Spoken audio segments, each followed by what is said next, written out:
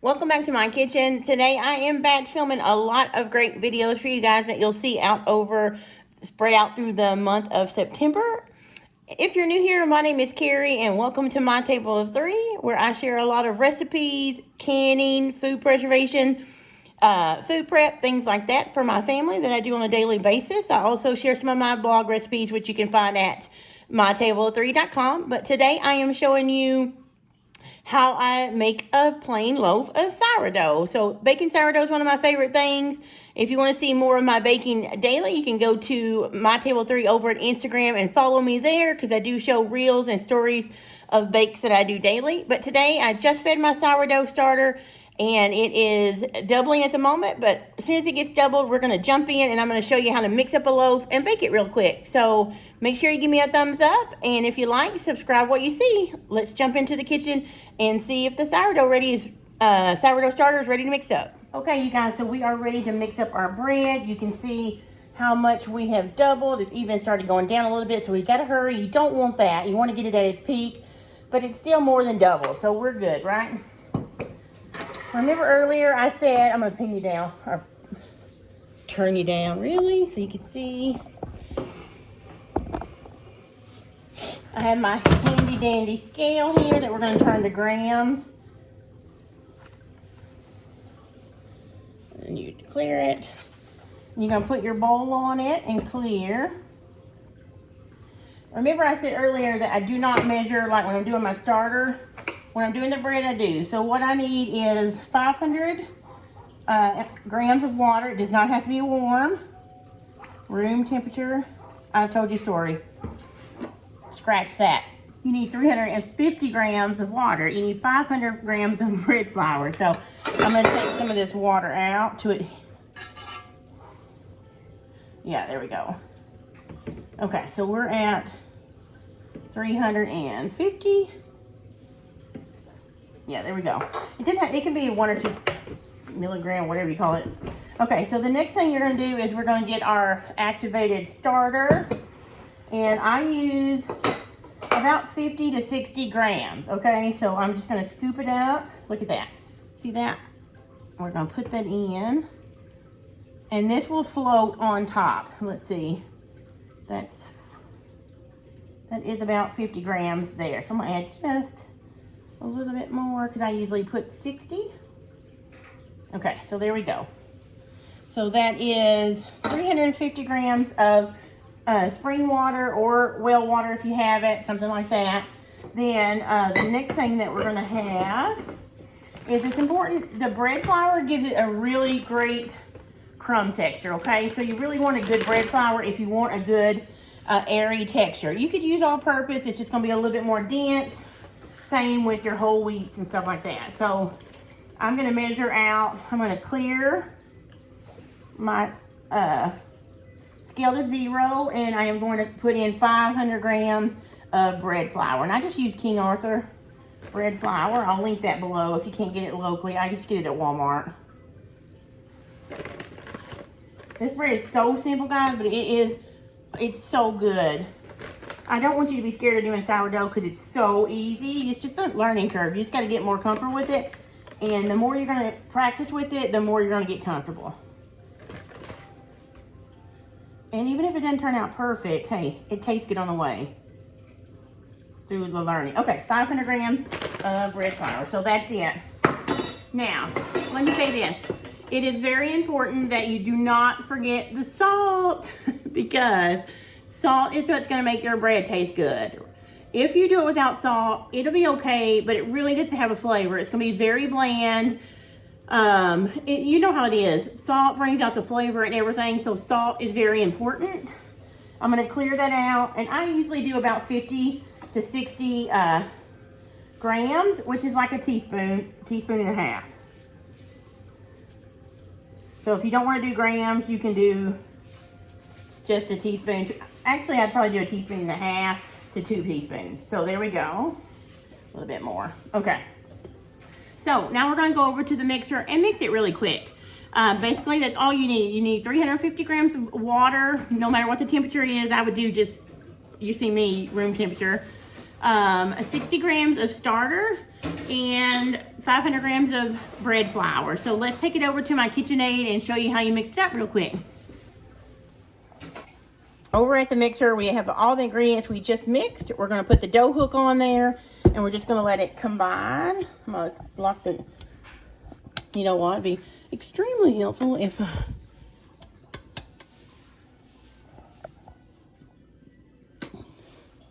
let's see, if I plug the mixer in and make sure that the wall outlet is working. So I'm just going to let you watch that come together.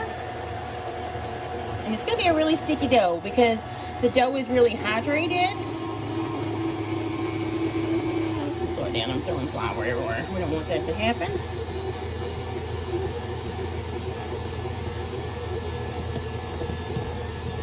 And we're just going to let it, you'll see it start pulling away, and we're going to let it just work. Got flour and stuff everywhere, but that's okay. Alright, let me let it stop so you can just see it. And you see how sticky it is? It's going to be sticky like that. You know, it's supposed to be, but we're going to let it set for 30 minutes. We're going to go ahead and let it do a few more minutes. I let mine need probably about 2 minutes, 2 to 3 minutes. You can go 4 or 5 if you'd like to. In the blender just like this. If you're doing it by hand, you'd probably want to mix it about 10 15 minutes. You know, knead it 10 or 15 minutes, but why do that when you can do it in the mixer, right? So after this goes, we are just going to let it stop. I'm just going to go ahead and stop now, honestly, because I don't really need mine a lot because of the tuck and folds and all that we're going to do.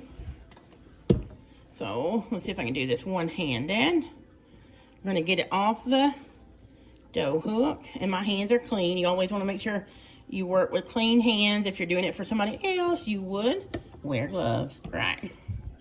Okay, so that is what it looks like. Really sticky, really tacky. So what you're going to do now is I'm going to cover it with a damp dish towel or cloth, whatever you have, and I have one specifically for this, and I'm going to let it set for 30 minutes. After the 30 minutes, we're going to come back and do our first set of tuck and fold, and you're going to see how this changes over the next several hours of doing the tuck and fold or the pull and fold. So let me let this set for 30 minutes and I'll be back. Okay, so we've been 30 minutes since you saw me mix it together. I did transfer it into a glass bowl just so you can see what I'm doing better, but that's it. I hadn't touched it since. I'm going to turn you over. No, I'm not. I'm not going to turn you over, okay? I'm just going to point you down. My hands are kind of wet, so hopefully I can do it without dropping you. I'm going to show you what we call a pull and stretch, which helps develop the gluten in the bread as well as eventually get those nooks and crannies and holes that you want. So I'm going to show you the first set. Like I said, it helps if your hands are damp because it's still going to be sticky. And I just pull it over. You can just pull it over and stretch it. Pull it and stretch it.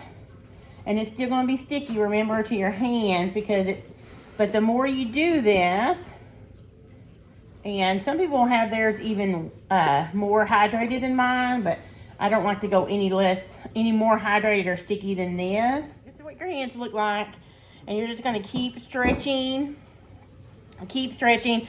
You would probably do it, the dough will kind of tell you when to stop because it will stop stretching. You saw mine getting harder and harder to stretch. So you'll do it probably 5 or 6 times, and then you're going to cover it back up with the cloth. And I do mine every hour. So in an hour, I will come back and do another set of stretch and folds. And then after an hour, I'll do another set of stretch and folds. And I will probably do that 5 or 6 times. I'm not going to show you every time because I got some other filming going on, and I don't want to keep this video going on forever. So I'm going to do this probably about, I've done it once. It is 3 o'clock. I'm going to do it until about 6 o'clock. Every hour, I'll stretch and fold 4 or 5 times. And then at 6 or so, I'm going to come back and show you how because this is called the bulk ferment. So this is, we're letting it kind of puff up and rise, and we're developing the glutens. Got to wash my hands. And developing the glutens and getting the air bubbles and things like that in it. So I'll come back in a few hours and show you how it looks after it's kind of bulk fermented and I've stretched several times. Then we will shape it up and put it in our Benetton baskets. And then alrighty guys, it's actually 6:42, a little bit later than I wanted to get started with this. But we're going to get started. So here is my dough. It has been bulk fermenting for about 3.5 hours. I'm still going to let it bulk ferment a couple hours after I get it into the Banneton basket. I just wanted to go ahead. I do mine a little bit different than some. They may not shape until it gets fully bulk fermented, but I'm going to put down, this is just bread flour. I like to use what I am going to be using. Use my plastic dough or bench scraper. It's going to carefully, now you don't, it has puffed up some, so you don't want to deflate it all, but it's still kind of sticky, so that's why you put down a little flour. All right, and then what I like to do is I like to, hopefully this is not too dark. It's getting late, but notice summer is going, right? Fall is coming because it's getting darker and darker. Basically what I'm saying is getting darker earlier. I just pinch and pull, pinch and pull, pinch. See how I'm just pinching and pulling it over? And I do that a couple of times, and I can feel that it's got air in it, so that is good. I don't want to, all right. Okay, so then what you're gonna do is cup your hand, and you want it to be a little bit sticky because you want it to grab a hold of the counter, so it kind of gives a little bit of tension. I'm just gonna go like that for a little bit. Okay, one thing I forgot to show you, and I may have to do this again, but I have two different sizes of Banneton baskets. I use there's the oval, and this is what it looks like without the cover, and then there's the cloth. I like to do my flavored loaves in this, like jalapeno cheddar or cranberry raisin, something like that, which I'll be doing later in the month. Or you have the round, larger ones not covered. That white stuff is rice flour where I've seasoned it before it won't stick, and that's the one we're going to be using today. Now, I'm not going to go into a lot of depth about the seasoning of the baskets. If you want to know more about that, just let me know. I am going to go in more into detail in that when I do the collaboration with Anna over at Fermented Homestead. I mentioned that earlier. So I'm going to go ahead and I'm going to pick this up and kind of flop it over into my Banneton basket. So far, that's what it looks like. And look, see how it bounces back a little bit like that? And see if you can tell it. Yeah, so it's definitely got some bulk to it there. Good sign. Let's see if I can. Okay, so what I was going to say, my camera stopped, but thankfully I seen where. Some people like to put a lot of flour, like a lot of rice flour or a lot of flour on theirs, especially when tomorrow morning when I show you how I pull it out of the refrigerator and score it. They like for it to have a lot of flour so that your design shows better. And it does help, but I don't really care about that, honestly, right now. Like I said, I've only been doing this about a year. Well, almost a year, but so I'm still not excellent at scoring. I don't make fancy designs, but I'm learning. But I'm just going to do a basic score tomorrow just to give it some spring. I may try some palm leaves, but probably not fancy. But anyway, some people like a lot of rice flour. I don't like it to where you take it out of the, you know, when you take it out of the oven, how it has a lot of flour left on the outside. I don't like that. I don't like the taste of it. So I don't do that.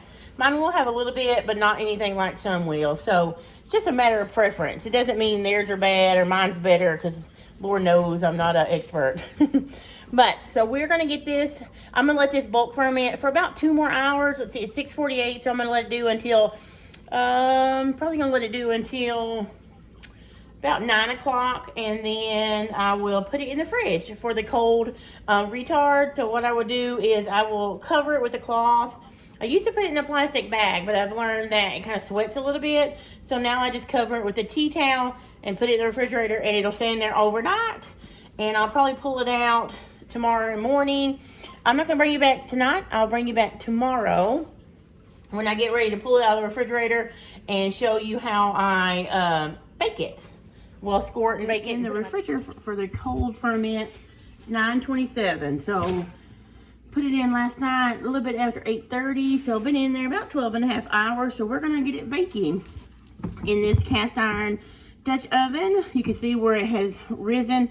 I honestly think I may have overproofed it, but we'll see. But you know what? Still tastes good, right? It'll just be kind of poofier than normal, and we'll see. I'll show you what it looks like, but I don't know.